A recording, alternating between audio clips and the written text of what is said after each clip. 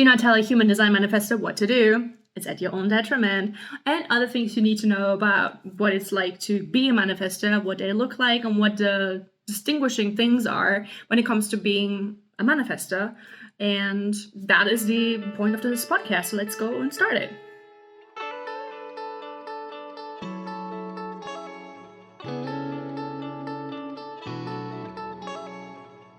Hello. Welcome back to the Podcast Biz on the Brain with your host, Annemarie. Me, where we talk about anything and everything surrounding how to be your most authentic and aligned and unapologetic self anywhere you go in business and life, even with yourself, how you can be more honest with yourself, because I am on that path of exploring that. And that is also why I look like this. This is a good time to actually put on the video part. If you're streaming it on Spotify, there's also a video function, because this is a video podcast where you can see it on YouTube and on all the streaming platforms. And speaking of this look, I just got dressed up like that because I had this random idea based on a project I'm doing for a photo client to get glittery eye teardrops, right? And so I tried to figure out how to make it work, and I thought I'm just going to be my own guinea pig. And so I put myself into wigs and makeup, and I put actual like teardrops made from hot glue gun material and then painted with nail polish and stuck that on my face to just do that. So like I kind of like this look. Like I don't even know how to describe this. This is very pink. It's very pale, but I do like it. It's cute. It's cute. And I still kind of look like I cried a little bit, but that's just the lip gloss I put there to make it look like I cried. And I am a very visual person. I see things in my mind, almost like a holographic image overlaid onto my eyeballs. When people talk to me, when they narrate their experiences, I will see it like a movie, which is why I also do this in my business. I help clients really visualize and then also realize in very concrete visual images like photo, video, overall branding, things that they have like an idea of, like a sense of, I kind of want to do this thing, but I'm not sure how to go about it, where to start or how to do this. Maybe just outsource creativity because my brain is always on. And speaking on that, I want to dive right into what it means to be a human design manifestor, because that is the entire season that this podcast will be focusing on. And if you don't know human design, I did an introductory episode on this. If you want to check that one out, I did it with a friend because I personally work better if I can bounce off somebody, because as a manifestor, I don't need anybody. So let's just go to the basics. In human design, there are 5 types, and one of the rare ones is the manifestor type, with 8 to 9% of the entire population. So, 1 in 8, what is it, 1 in 8? No, I don't know, like 8% of 8 in 100, oh my God, my brain just tapped out. People you will encounter are manifestors, which means most of the time you don't actually interact with them, and society isn't really catering to them. Same with people that I have ADHD. Same with that. A lot of, society isn't catering and accommodating to different neurotypes. And same with human design in a way. So I find there's a lot of parallels. It's not the same. It's not at all, but I find it really, really interesting because with only like 9% people having it and being the core disruptor, that's the main purpose, that's the main point, you will hit a lot of roadblocks. You will hit a lot of rejection and walls and ruffle feathers. So the purpose of a human design manifestor essentially is to initiate new things. It doesn't have to be a reinvention of the wheel. It can be just a new approach, a new innovation on top of what is already there. But it is something that comes out of left field. You did not see that coming. You don't know where the idea even came from, which means that usually the biggest ideas that are like that are kind of nonsensical. They feel weird. They feel kind of daunting. They feel contradictory sometimes. And they feel so different that there will be some resistance to it. Humans like to resist change. It's, our lizard brains trying to protect us, staying in the comfort zone, staying in what is already predictable, what is familiar, what is repetitiously. Is that a thing? No, that's not. But, that gets continuously repeated, so you can actually control or anticipate it. And being a human design manifestor, you are the opposite. It is basically a person that is in 80% having a rest cycle to recharge, like boot up, and then out of nowhere, something will hit you. Call it a download. In human design language, it is called an urge. It will feel visceral. It will feel like oxygen. It will feel like your entire body is on fire or like charged with electricity. You get this really, really nervous energy. And sometimes that means you're about to get the idea, or you're already in it. And then you have all of this energy and it needs to go somewhere. So if you actually listen to your intuition, your gut, like whatever your authority is in human design, for me it's spleen, but it could also be the solar plexus, so the emotional waves, or it could be the ego, which is really rare, so the heart, what you desire, what you're passionate about, what you want. Or for other types, it can often be like the sacral response, so like your body will have a very physical reaction, like squeamy gut feeling, like butterflies, like your throat tightening up. It could be like the throat. There's all of these different things, so you need to look at your own type.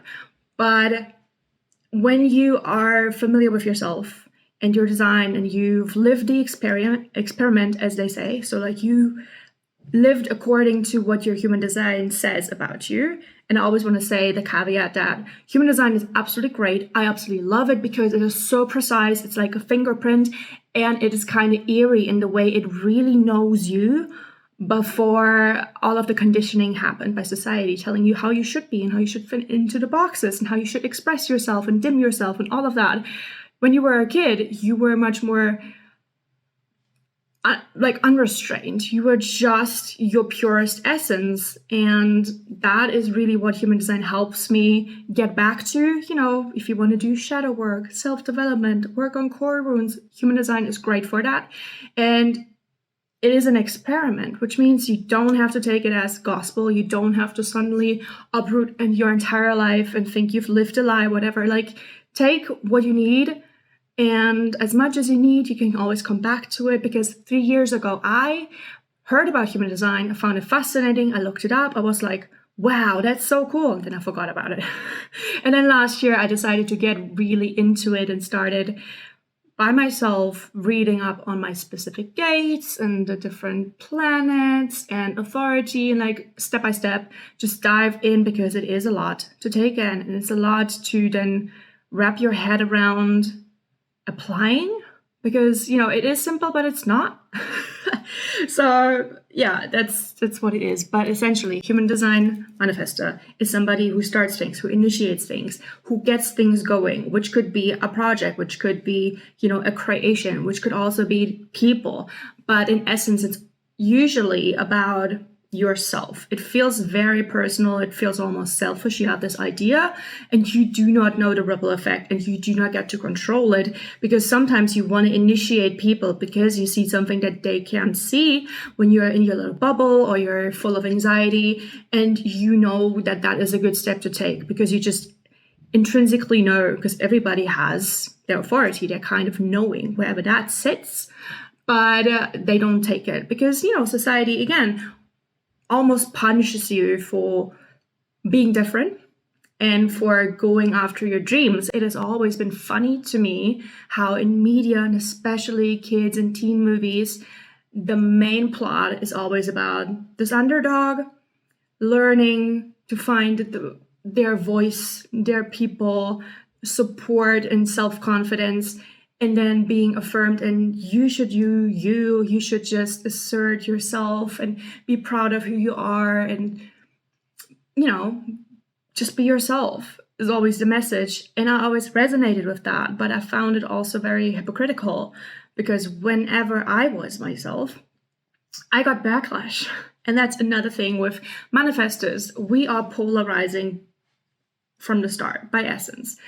If you have a little manifestor kid, what that could look like is it will just rally up the kids. It will be like bossy in apostrophes, because they just had an idea. They want to do this game. They just made up a new thing.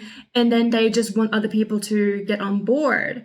And a lot of times people love it, right? But you can't just boss people then around and say, like, you have to play the game with me. You have to do these rules.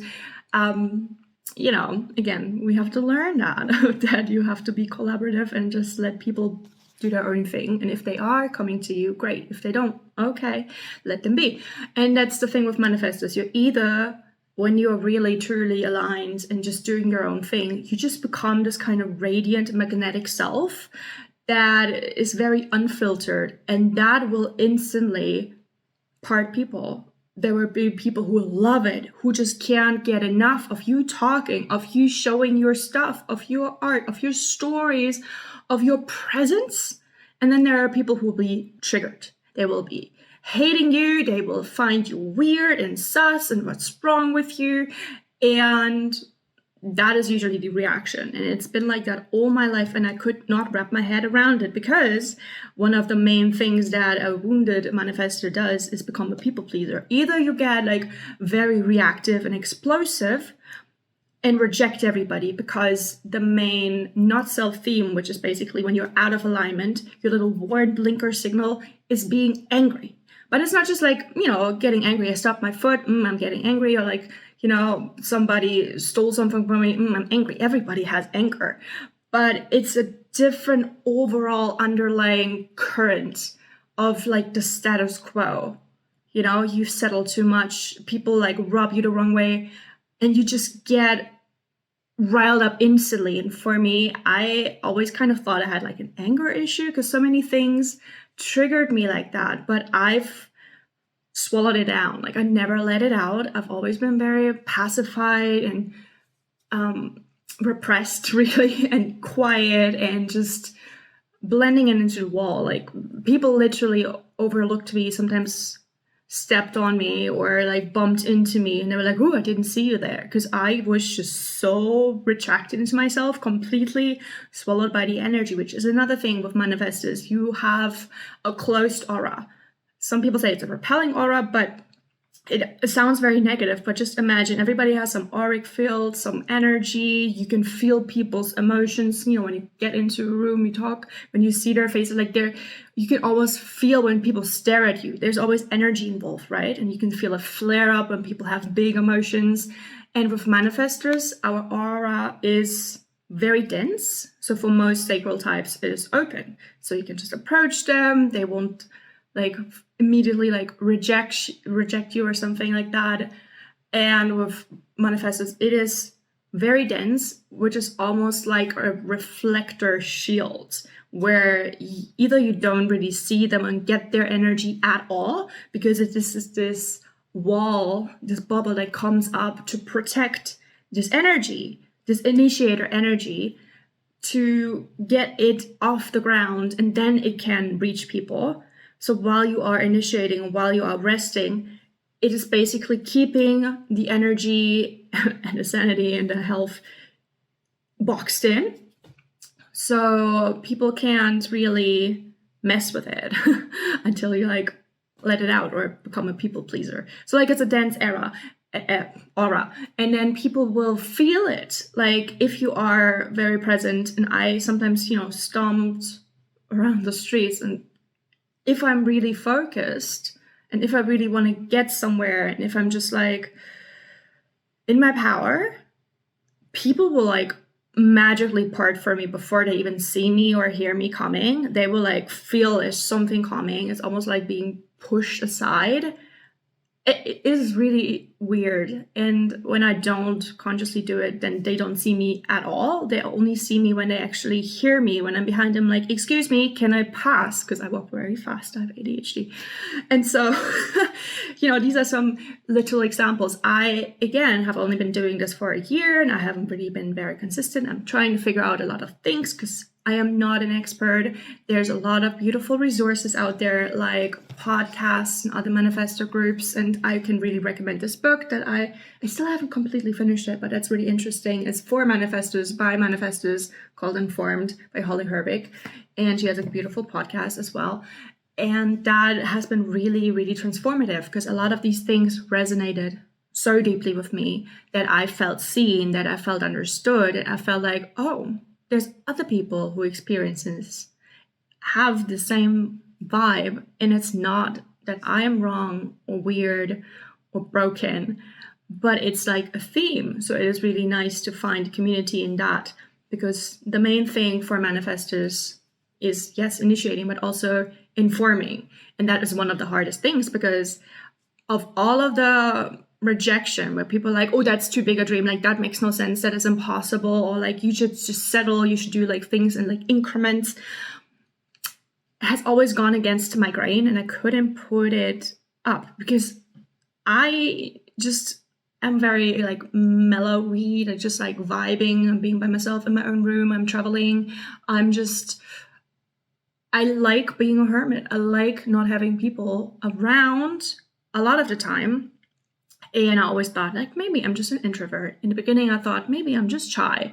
But I'm really not, because especially when I travel, and when I travel, that's why I refer to it a lot, because for 8 years, I was constantly living on the road. I didn't really have a home. I was living anywhere I just felt compelled to. I could also, because I was working online in the travel industry, doing content marketing, doing blogging, doing video and photo production for tourism boards and destinations and brands all over the world. So I was like, oh, I'm just going to move to Japan. No, I'm just going to move to the US. And when I say I moved to the US, like it's just like move to places. It's always been like a month or so, like within the visa restrictions. And then I would just, continue to writing that one piece that I was starting at home, and I just like finished in there. And then, it was just migrating left and right in a way that beautiful remote online work allows. And I could just merge that with traveling. So a lot of the times I was actually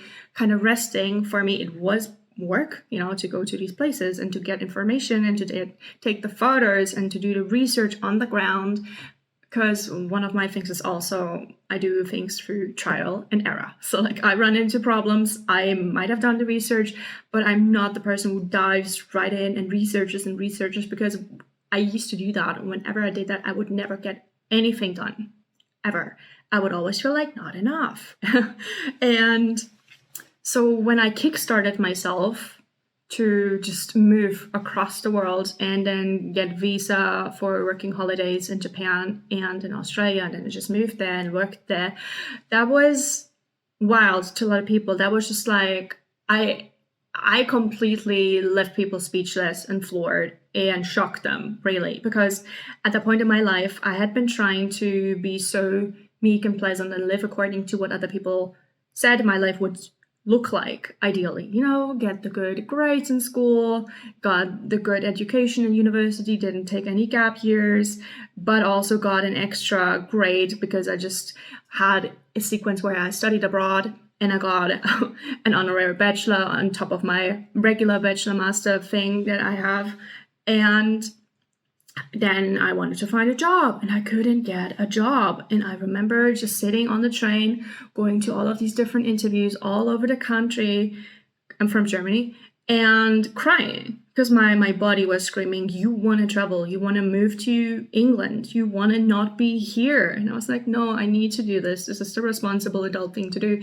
And any interview I did, I had such anxiety. I was like sweating. My stomach was just making all the noises. I went to like different doctors and was like, what's wrong with my stomach? It's like, okay, all the time. But whenever I go and try to introduce myself to people, it will not shut up. It's so embarrassing. And that was like a big sacral response. My God, when your body screams at you. And I kind of knew, but I pushed it aside because I wanted to make other people happy by living close, by, walking the typical paths and just getting regular 9 to 5. And then it ended up in like doing internships. And when I was working at one place where I was bullied every day so bad that I got so many medical issues from it. I was constantly at the doctor. Then I was shamed for being constantly at the doctor and got even more workload. Then my granddad died and I was yelled at for that. Like, why would I be sad? Like, everybody's granddad dies. Like, come to work. And I got so bad because I was such a people pleaser, I had absolutely no boundaries. I let people walk all over me, give me more work, because like with the ADHD and with the Manifestor thing, I constantly started new things. Like I was just like running to the different social media like platforms, blogs. I was creating the images. I was doing the presentations. I was looking after guests. I was doing the laundry and doing any mail and doing all of the grocery shopping, but also I was just running so many things while not even being able to pay my accommodation, while also being yelled at, while also being denied all of the accommodations I needed for my ADHD. I didn't know I had ADHD, but I need to work with headphones to focus, and then I could be like really like laser focused with an open office. I was losing my mind when everybody wanted to be social and like had fun jokes and stuff. Like, are we working or what? Anyway, so I just was very, very close to the brink of my sanity. I had severe depression. I was crying myself to sleep every day. And then, when the thing happened with my granddad, I just lost it. Because I was humiliated for that in front of the entire team. And so I went to HR and I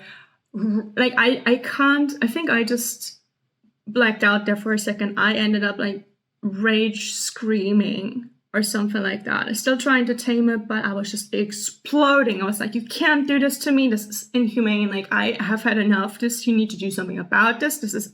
I can't do this. And so they moved me.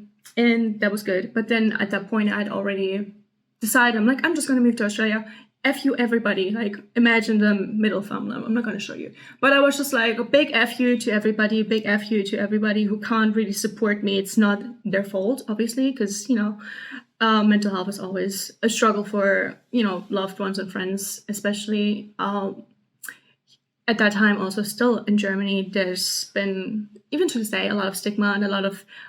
When you get like mental health diagnosis, it will bar you from jobs and from getting specific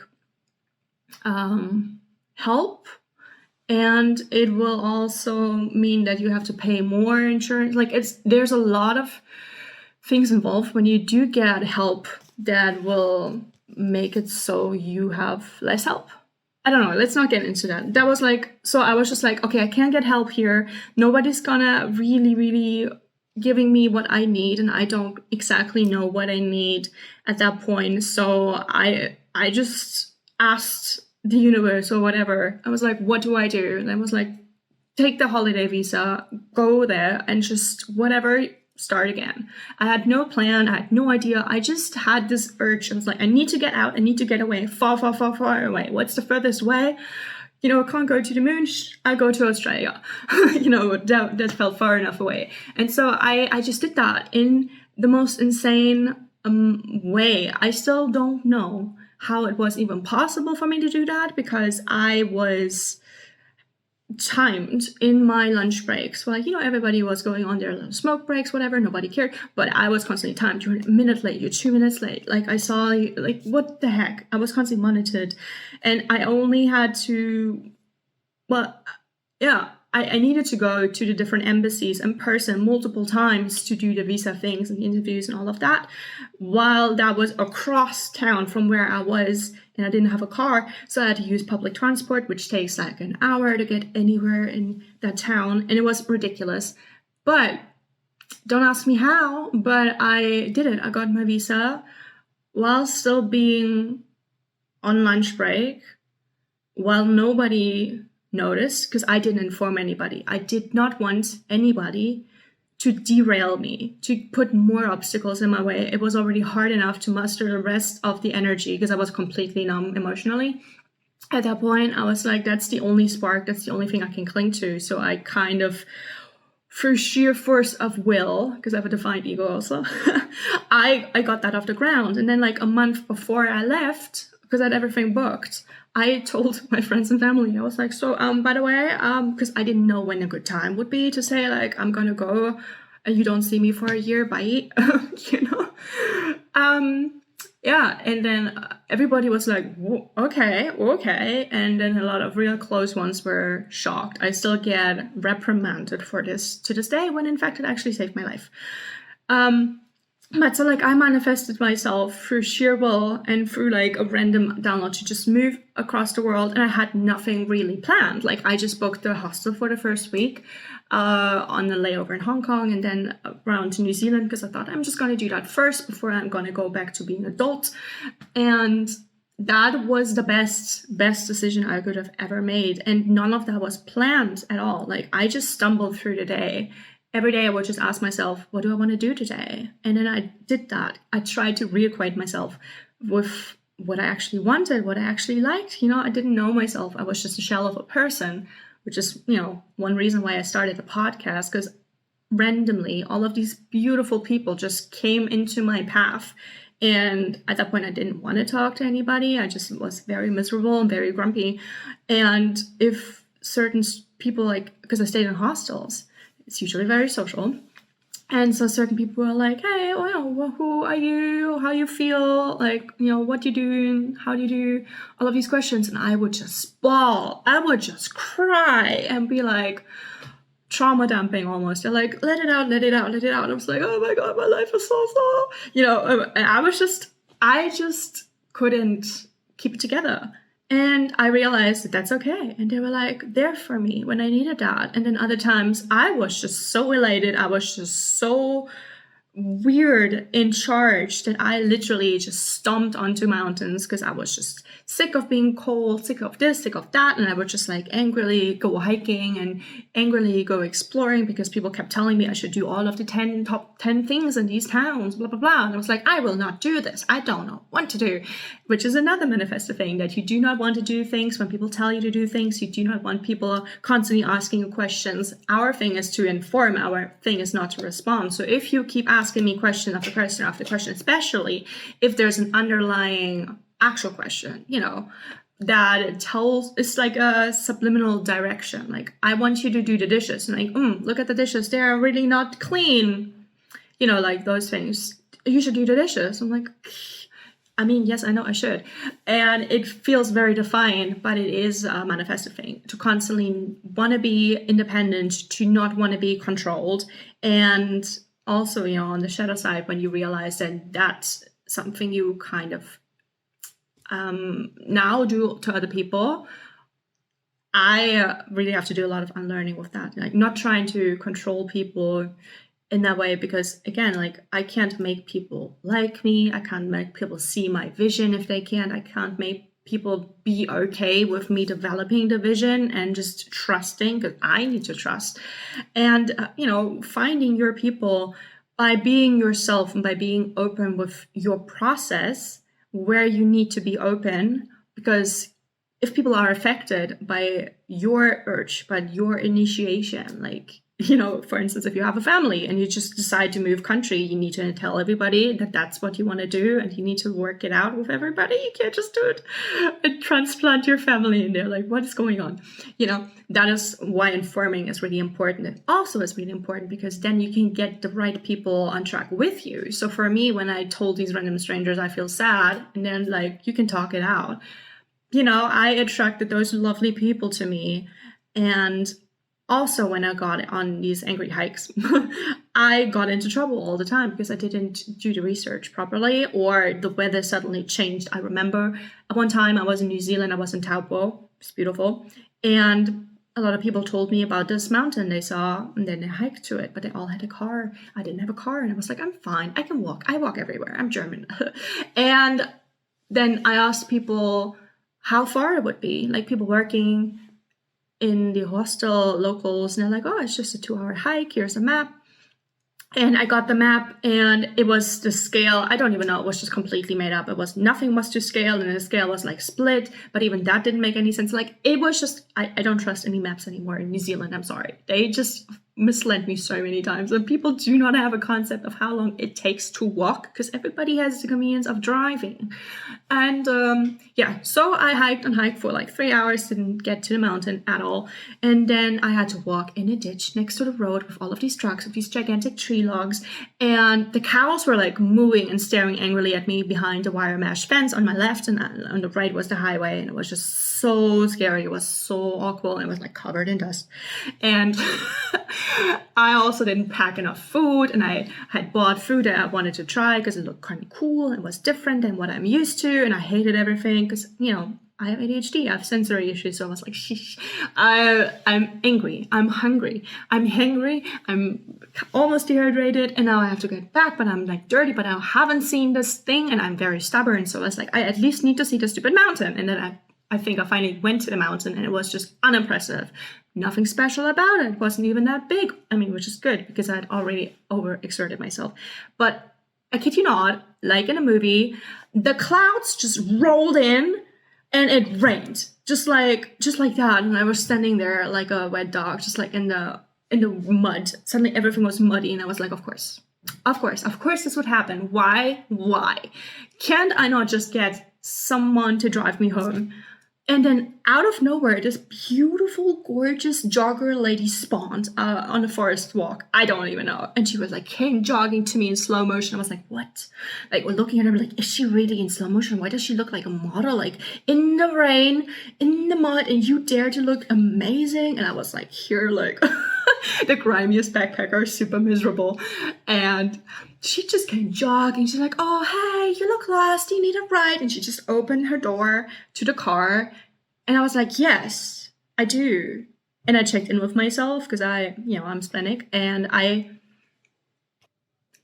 have a really good gut intuition when I meet people. Especially is important when you travel. You need to follow your gut instinct. We all are, trained for survival. And we can assess things in a split second. That person's trouble, don't go down that road, don't make this decision. I don't know. It helped me so often. And so I always like cross-check with people, especially when they, when you were hitchhiking as a solo traveling woman, there's always something dangerous about it. So you need to be able to trust yourself and to also realize when you can trust people. So I was like, yeah, she's fine. She's good. I had to trust that I was right. And, always have precautions as well. But anyway, so I got into her car and she was like, don't worry about it. You're wet and wild. Like, it's fine. I was like, oh, you're so lovely. And then she drove me right to the doorstep of my hostel, which was out of her way. But she was like, don't worry about it, dear. And I met so many people in these scenarios because I got into those situations way more than I'd like to admit, but I wrote a book about it, so like whatever, it's all out there because it's so funny in retrospect. Not in the moment, I hated it, but there's a lot of takeaways for other solo traveling women or those who want to be, because I've made all of the mistakes, so you don't have to.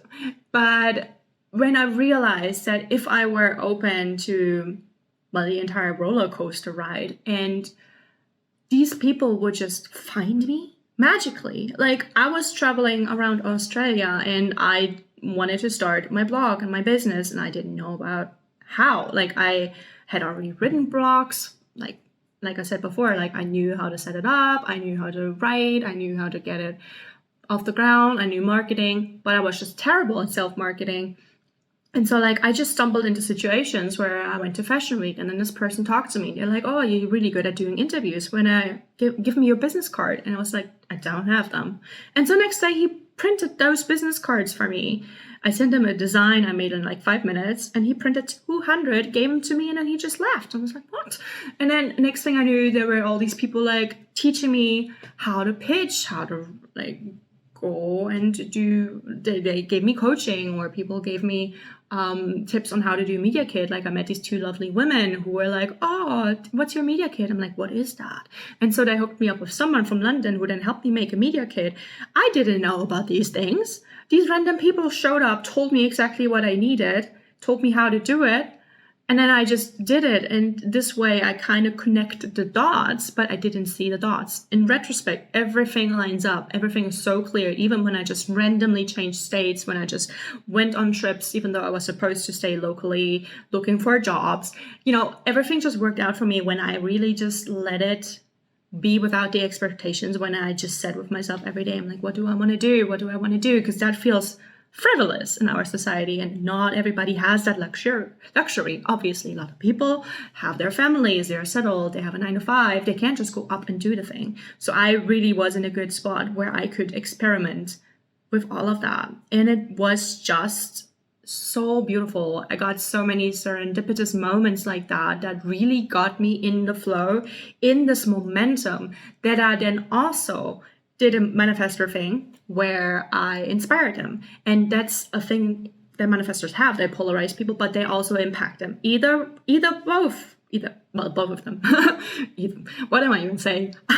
But we just impact people without even trying, without even realizing a lot of the times, because when you magnetize to people, they feel your energy and your inspiration, and like this connection that we have to the 5D, where we get the downloads and the urges from, which other types, as I've understand it, don't have. Like, you can tap into creativity, you can have, talk to your spirit guides, higher self, universe, like all of that is fine, but the urges are different, and ideas are different than just creative inputs. Urges are just something that is almost like you're given a specific spiritual or sort message, a task, a purpose, and then with that you get the energy to just like get it off the ground. But that's the thing with manifestors, we get things started, but it doesn't mean that we finish it.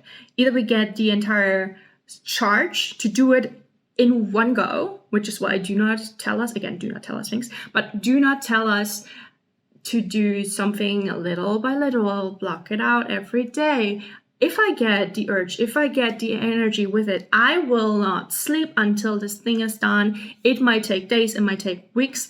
I will be ridiculously hyper-focused where it needs to be finished before the energy runs out, because then I will crash and I will need to recharge. And there's 2 phases to recharge. There's like the rest cycle, and then there's the second part of the rest cycle, which feels like you have energy now, like you can do stuff, you can get stuff off the ground, but it is almost like when you're pulling, like when you're doing a sprint, you go down, like you have this like 1, 2, 3 where you just go down and you get into position, and then you like lift your heels and bum, and it's where you push back so you can like charge forward. Or like when you have a little, what's that called, like the arm slingshot, that was the word I was looking for, a slingshot. You don't just like shoot it, like you don't let it just go then it just like falls down. Like you need to really pull it down. Or like a bow would have been a better metaphor, analogy. Anyway, but you have to pull it back, and you have to pull it back really tight until the timing is right, until it is the right kind of tension and length and whatever. I'm not an expert in these things, but that is basically what a second rest cycle is. You can't just initiate from that, just maybe tiny little things, but the rest cycle is super important. And that's something I also am kind of struggling with, because obviously in society you be deemed lazy when you don't just keep churning and keep hustling. I hate hustle culture. I did that, and I could never understand why my peers, especially in a content creation space, were constantly generating and creating and doing the things, because I come up with the ideas and I kind of start, and then I just like don't have energy. I crash and burn. It will feel like Sisyphus pushing this stupid boulder up, and it's not moving while everybody's just racing without the boulders. And I'm like, what is going on? Also typical ADHD thing, right? I don't have the spoons. Okay. And so hustling is not for us. It is for us to rest. And it's the same thing with, anybody who is creative. You can't just constantly be creative. You need inspiration. You need procrastination. You need to just aimlessly wander about and be inspired and to marinate ideas, which is why I also love people asking me for like hourly time in anything creative related, because how do you time when my brain is like doing things in the back of it figuring out how to approach the project, you'd have a lot of hours. Do you want to pay for that? How do you track that even? I don't know. And sometimes the idea is there right away when I talk to people. Like I said, I'm seeing a movie in my head, and then I'm like, oh God, we have the photos. I can see them in my head. These would be the highlights on Instagram, and this is the video, and this would be the reel. And from the reel, we cut a bigger thing, and like I can see the bigger visual, like a poster, and then we can just recreate that. I can create that because I know how to do all of these things as well. So yeah, so you can either get it off the ground right away, or you have to wait for like, I don't know, 2 weeks, 2 days. I don't know, which is so hard to tell people overall. And, then being a manifestor and being a creative and having ADHD, it's a whole bundle of joy in a way. But so, like I said, it impacts people in some way, because when they see me just being wild and weird, and I say that with a lot of, like, a compliment now. Like, for me, I embrace it now. I need people who are weird in my space, and also kind of weird, with my clients, who are ready to take that leap of faith, who are ready to be in this kind of almost riptide of creative input. Because it's like, here's an idea, here's an idea, here's an idea, here's an idea, until I feel like the urge, I'm like, this is it, this needs to go. My spleen will tell me the timing's right. Now we do this thing. I cannot create really nicely when I'm out of that. Like, I can do things, but they don't hit right. They don't have a certain feeling to it. And anything I do when I'm out of that alignment doesn't get the traction on social media with people. Like, the energy is so different. Even when I write a pitch, it is wild, it's weird, it's very woo-woo, but it is what it is. And so when I was traveling, to get back to that, a lot of women I encountered were like traveling with other people. And every single day, I kid you not, every single day for the first 2 years, I swear, I got women come up to me and tell me that they could never do solo travel. I am brave. And, iterations of all of that. And a lot of times, because I referred them then to my solo female travel blog, which is called Travel on the Brain, if you ever want to look it up. And if you want to read my books, just search for my name on Amazon. You can order them on digital download or physical. So my name, Annemarie Strell. It's German, so just look it up in the comments, in the description. But those women would just then write emails to me or leave me comments after months and say they still remembered what I said to them. I had already forgotten a minute later. I don't know what I said. And they're like, this was so impactful. This was so cool.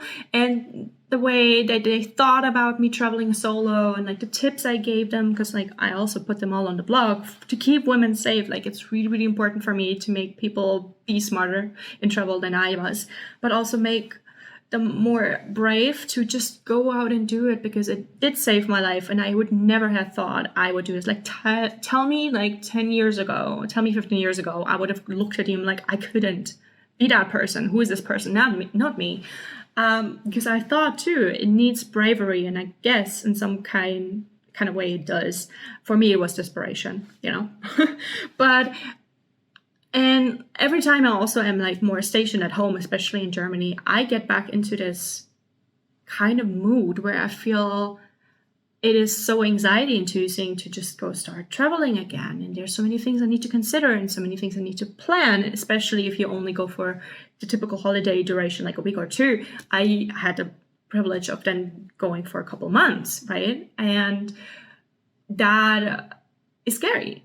But I realized when I did travel, according to how I feel about it, because I used to be type A, very down to the minute, everything was scheduled out, drove people crazy, and everybody was just exhausted, like crashing in bed, falling unconscious, waking up, and we're like starting again, like a martial drill. Yeah, that wasn't great. But the results I got, the responses I got from friends were like, I would have never seen a fraction of what we saw, and all of the random things you found, and all of the things we marched to, and like all of the random encounters and shenanigans and adventures that we had because I was in charge. They were like, thank you. I still need 2 weeks now to recuperate, and I don't want to see your face for 2 weeks. But I'm still grateful. Okay. I was like, oh, okay.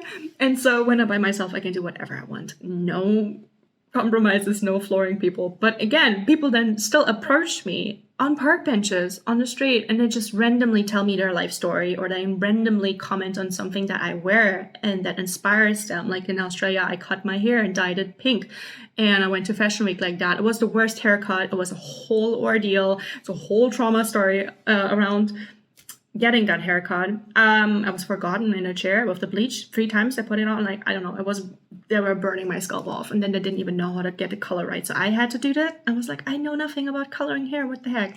Anyway, I went to Fashion Week looking horrible, and older women would all the time come up to me and like, I love your hairstyle, sweetie. I just needed to tell you that. And then they would just shuffle away. I was like, okay. And they were like, I want to do that now too. Like with the travel, these women would write to me and say, I did my first solo travel for the first time. I'm going by myself on one day or a weekend trip or something, but because of you. And I would get these emails and comments and would be like, oh, okay. Because I didn't like push it onto them. Like I would love it ideally if like that's a utopian and very thing I really, really want is for every kid in the world. Again, I know this sounds impossible, but like just let me hear my dream out.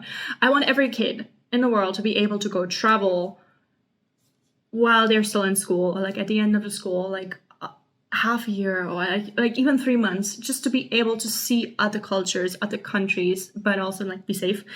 And that is the most enriching thing you can have. That's the most educating thing you can have, because it takes you out of your bubble. It takes you out of your societal, cultural conditioning, and it makes you confront yourself with how other people live, how we're all pretty much the same.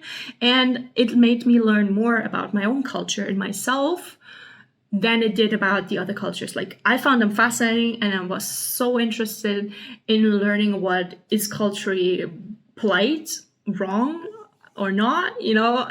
And then you realize how arbitrary we put so many of our rules, especially with beauty. I could cross country borders and suddenly I was ugly, or I was pretty, or I was thin, or I was thick, or I was pale, I wasn't pale enough. It was wild. And so you can basically pick and choose where you want to feel beautiful, where you want to be talked at by strangers, or where people would leave you alone. You know, when you realize about the different cultures, it's so beautiful and so fascinating. And when you learn languages, it will tell you about how people think and perceive things, and like the beauty of language and communication. And then question things like, why do people in like Spanish say it's a, you know, like there's a group of people and there's just women, so like you say the female pronoun, but like when it's just one man in there, suddenly it's a male pronoun for the entire group, like that. You know, or when you learn English and you say, hey guys, and it's not about that there actually have to be any guys involved. Like you start questioning things. Why do I say these things? Why do I do these things? Like when I go to Germany and I'm like, why can I blow my nose in Germany, but I can't do that in Japan? That's rude. You know, you start to be much more, I don't know, perceptive, open. And, you know, at first it pushed my boundaries a lot. I was really angry at first when I studied in England, especially because I wasn't mentally prepared for the different cultures other than the British cultures, which I barely met any British people in my studies because I was an international student. And so I met a lot of international students and they pushed all of my boxes, my buttons. But I loved it. I loved it so much that I then inspired a lot of these students to come on these day trips with me, which is, I started solo traveling while I was studying in England because I was so frustrated that everybody wanted to just party and then spend all of their money on booze. I don't drink. I have never drunk. I've never been drunk in my life. I don't see the point. I hate the taste and the smell. It just drives me crazy. Sensory issues overload. Can't with the alcohol. If you want to do that, do you, it's okay. But nobody wanted to go explore. You're in a different country, you're studying, and you just go see the pubs. I mean, if you want to do that, go fine, but I didn't want to do that. And I was such a people pleaser and so dependent on other people that I needed somebody to do this thing with me. But then when they constantly said, yes, we want to do this, and they would cancel last minute, or they would be too hammered, or they would be too broke, and then it just kept pushed back and back and back until I got so angry. I just got myself train tickets left and right, and I just went on a train and I just explored things. And I realized I'm fine. I can do that. That's an option. What? I'm fine. I don't need other people. Like, why was I so dependent? Now I'm hyper independent. I overcorrected. Oopsie. But it was crazy to me. And then in turn, I inspired more of the other students to, I didn't push it onto them. I tried, it didn't work. So I was like, you know what? I'm just going to share all of the stuff on my Facebook photo folders, because that was a thing. I'm an elder millennial. Just like photo dump on Facebook left and right. And people were like, oh my God, where is this? Where is that? Where's that? Like, where are you? Like, how are you traveling all the time? Because I was working on a thesis. I did a bachelor on top of my studies. I didn't even have to do any of that. I just barely had to do attendance to get my points to continue my home studies, but I just did more things and a thesis and like interviews to get an extra bachelor. Anyway, super nerd, but also just traveling all the time. I made it work, and I even saved a lot of money because I got a stipend from the EU. Because I wouldn't have afforded it otherwise. Like, I applied for a grant, I got it. And I was so smart because like travel is my special skill. And I always am afraid that people don't get how that's a skill, but you can drop me anywhere in the world. And I get by. I don't need to speak the language. I like to do the basics to be polite.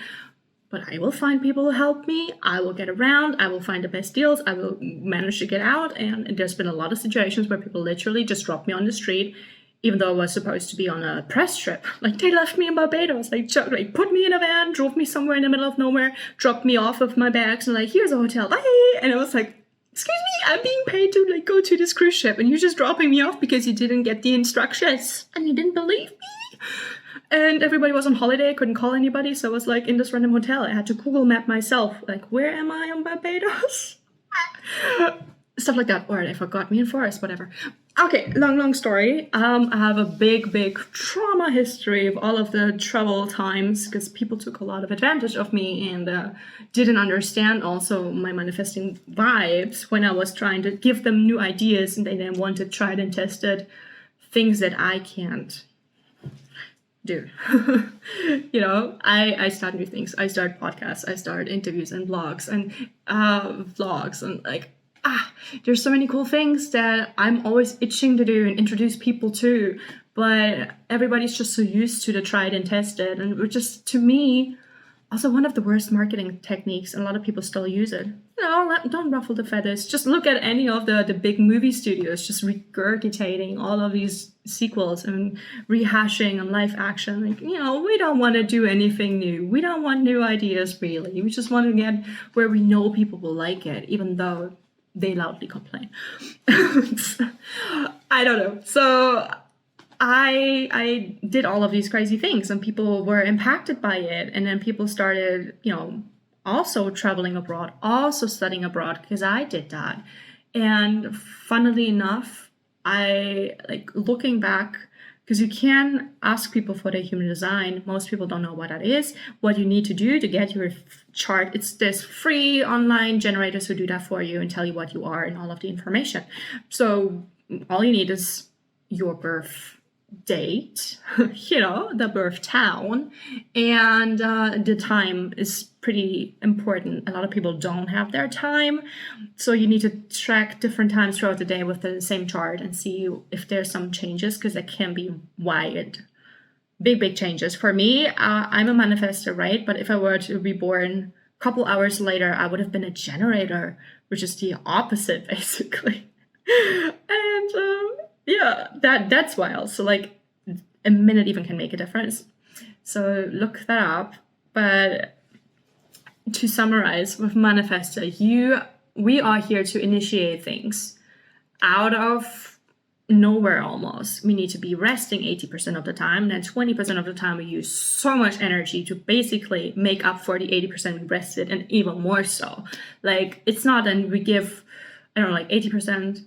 Like, it's not that we then give 100%, but it's like 200%, like full on, like boom, don't talk to me, don't charge. Like, I feel like I'm a bulldozer. Like, you will feel me like the road runner, like whoosh, there's like, you can like, I run like crazy. I will like do this thing, that thing. Like I do all of the things at the same time. And it's like wild to watch me do that. Apparently, like that's why I also like to isolate a lot, because then I'm like, can be in my zombie mode where I don't have to respond to people, where I don't have to talk to people, where I don't feel like I have to emotionally be there available for people. Because when you are in your thing, similar thing, hyperfixation and ADHD, you can get so angry when you are interrupted because it takes so long to get into that flow state. And the flow state is so wonderful. Like you just feel like a superhero. Like you feel charged, you feel like limitless, the colors are vibrant, you almost see like different vision almost, right? And then when people come at you sideways and they're like poking holes into that, and they don't mean it in a bad way. Like, most people are used to responding and getting responses and like interrupting real quick and stuff like that. But that's what you need to know about manifestors. Don't tell them what to do. Don't interrupt them. Inform them. Have them inform you. Do not ask all the questions. Give them the control. If you don't want them to control you, that's cool. Inform them. Then you're not a match. If you don't want to be inspired, tell them. Then you're not a match, right? Don't change people. Just generally, And they need to inform to keep everybody in the loop of the new thing they're creating, so more people can get on board and support, or they can get out of the way, okay? When you are in your flow, when you feel you're aligned, when your life is good, then the main theme is peace. For manifestors, for all the types, it's different. For manifestors, it's peace. Like it's this underlying contentment where you feel like good about things, where you feel peace and mellow and like light, and that also has a ripple effect on other people. So like that's important to keep your manifestor happy, because then they create the peace, then they can create that kind of beautiful feeling of collaboration, because that's what we're here to do. We start things so other people can then more flesh it out and keep it going and build on it. But we come here to just even get it off the ground. Like the thing that hasn't been there before needs so much input to do that. So we don't have the energy to keep it going. So it is okay for us, even though it doesn't sound like it, and you might have some kind of initial reaction to it, maybe look into that.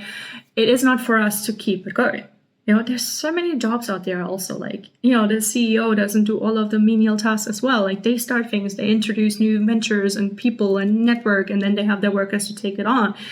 Regardless of what you think of that, that's basically a similar thing. Like you can't just spread yourself thin. Everybody has their core skills and their core happiness zone where they can create and be really, really good. But then when you come at them with taxes and they're like the creative, they're like, it takes all of the energy. And so for all the types, that's basically why it's so beautiful to work together. When you have a manifestor, you can get that beautiful feeling of peace. And when you are in their inner circle, because you can actually see a little bit behind that closed aura, to some extent, it feels, from what I've heard, like really valuable, like an honor to just be in the inner circle, to be trusted with that, because you trust in the people. You make yourself vulnerable by extending your information and your thoughts and your energy to those people who can easily, drain it, energy vampires, or, give you fake support where they say,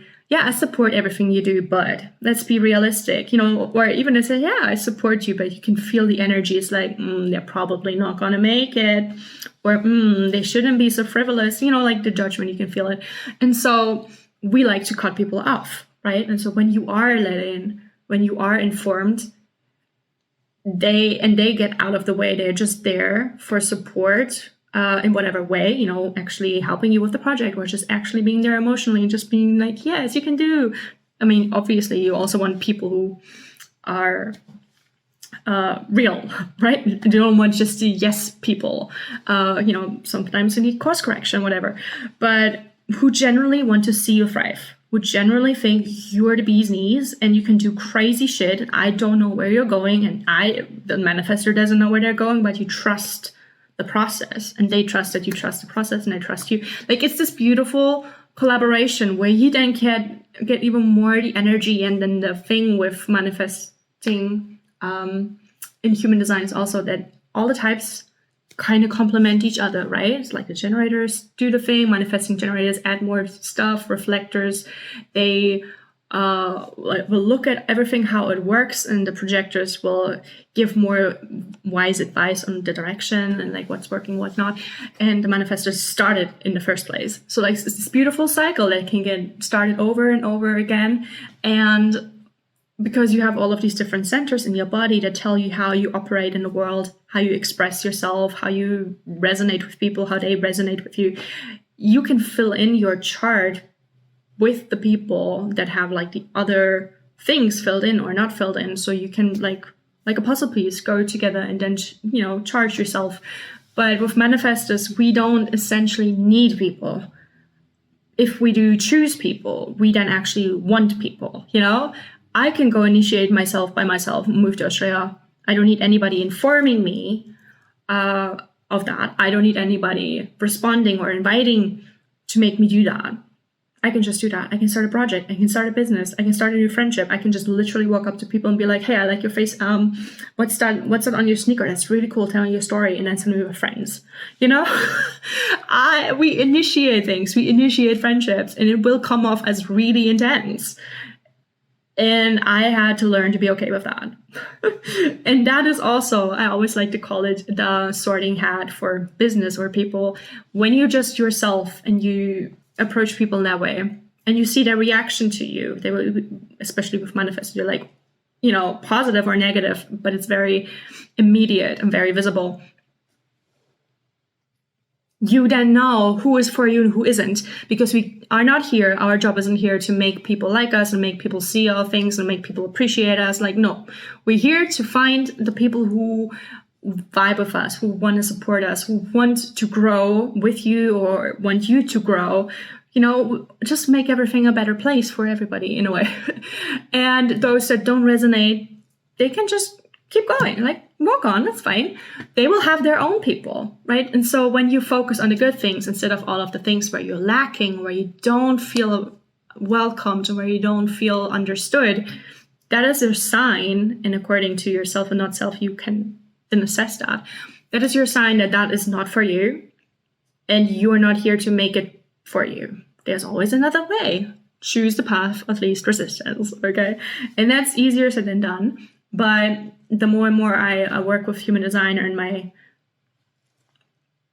entire thing, an experiment, the more I realize how true it is. Because things were so easy when I was traveling. And it's not necessarily easy because everything worked out magically. A lot of the things worked out not at all. I got stranded, I got robbed, I got into danger, or I checked in, I booked accommodation that were completely run down or didn't even exist. I once booked a hotel the day before in London, went there and it was a demolition site. There was just rubble.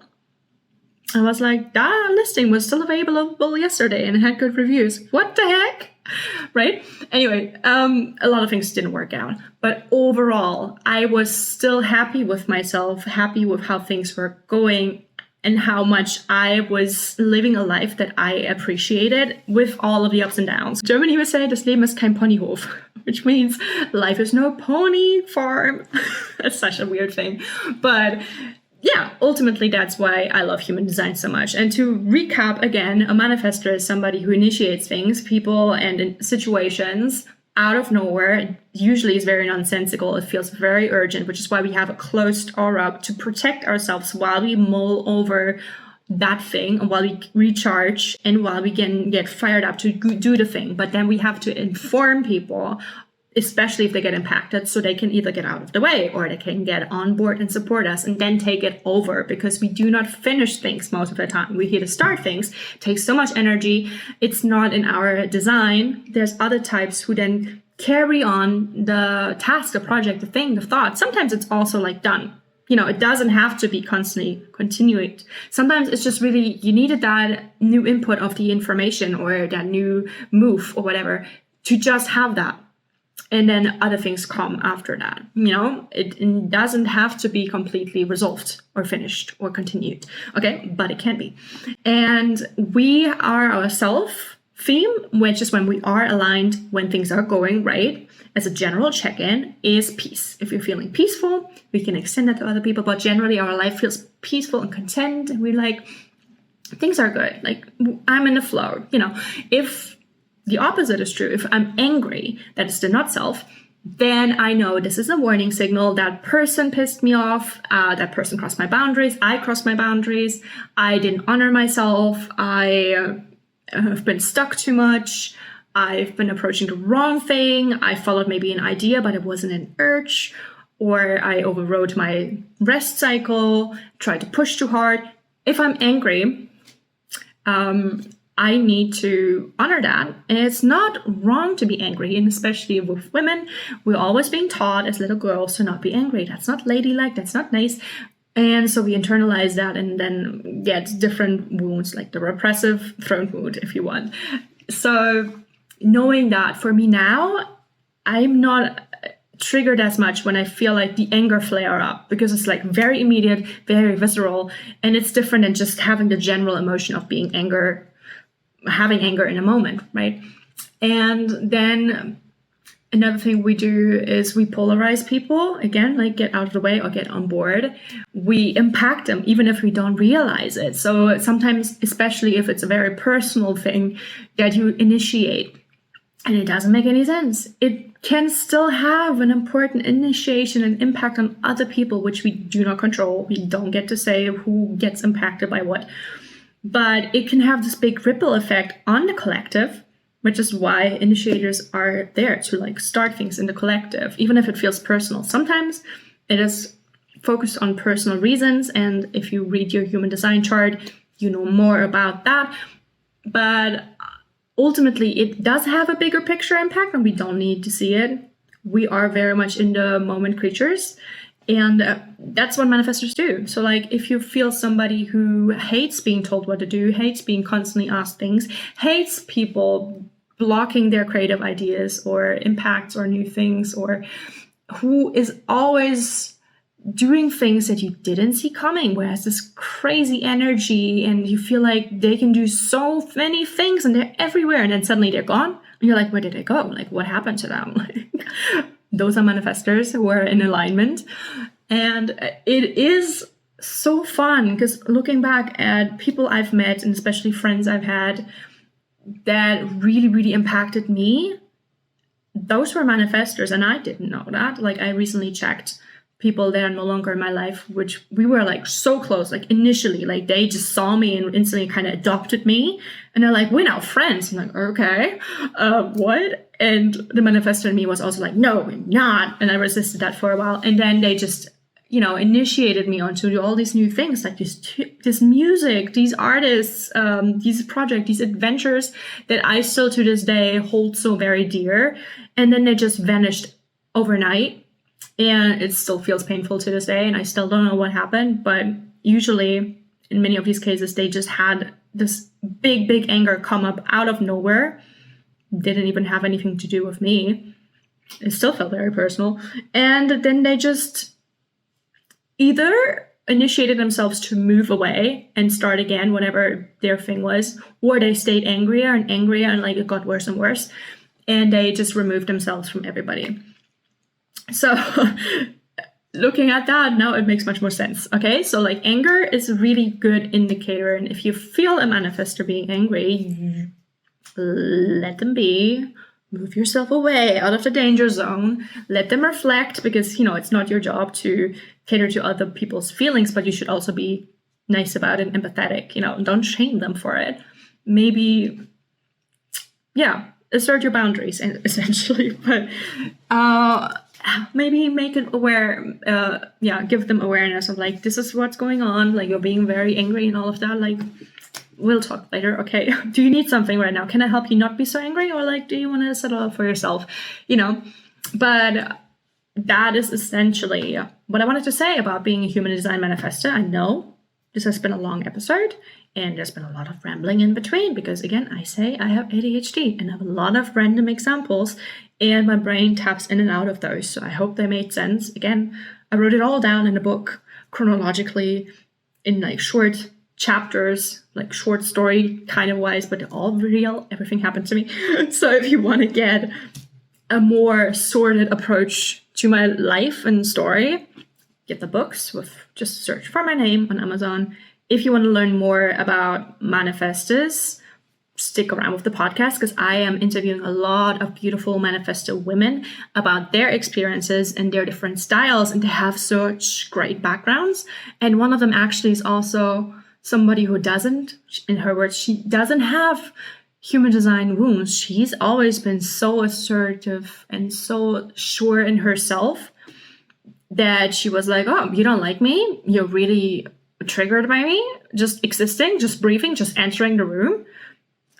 Okay. And I'm like, oh, what? How can you do this without being an anxious bundle of panic? Because that's usually, I always felt like everything was my fault. Trauma responses. So yeah, so there's a whole range of women who are living their design or working on it or looking into it. And we're all very different. Like everybody on this earth, might have their very, very own style and design, and we're not just a type. So it's really, really fascinating to just essentially hear people and their stories. And the goal for it, as with the entire podcast, is for you to realize that it's okay to be you. It's okay to do things your way. It's okay to be weird and different and not understood. And it's beautiful. You're beautiful. And you just need the right environment to nurture that. And maybe it just starts with you, right? Can I initiate you to just start finding your joy in a way that you express yourself, in a way you are happy, in a way that makes you a little bit better every single day by following your joy? Can I do that? Anyway, I hope that's what you take away from the overall podcast. And now I'm choking up. I need water. Okay. I hope I hear you back again soon, and I wish you a fabulous day and week. Bye!